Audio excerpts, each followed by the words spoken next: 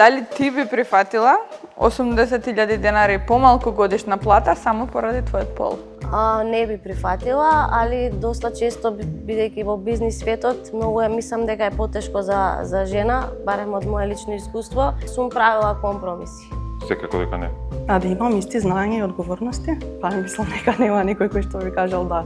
Не, и мислам дека никој не би прифатил тоа. Апсолутно не, мислам дека никој не треба да прифати. Не.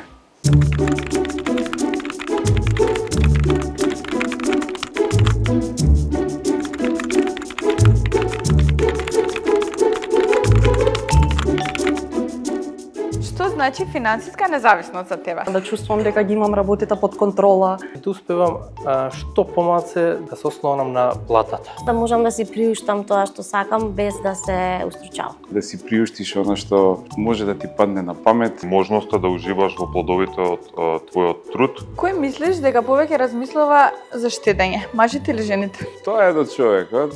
Полот нема никаква улога. Жените. Мажите. Мислам дека полот не е фактор во... Колку често мислиш за својата пензија? Мислам во последниве години често. Мислам не премногу често, затоа што сум млада.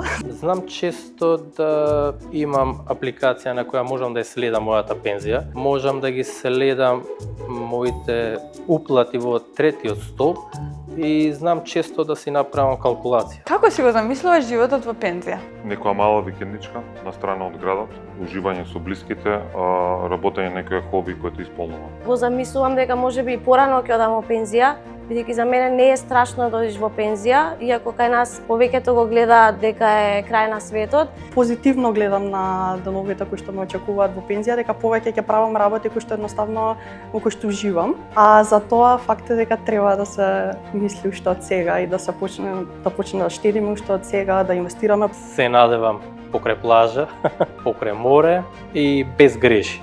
Едноставно пензијата да ги покрива тие трошоци, да има благоден живот без стрес, тоа мислам дека е доволно.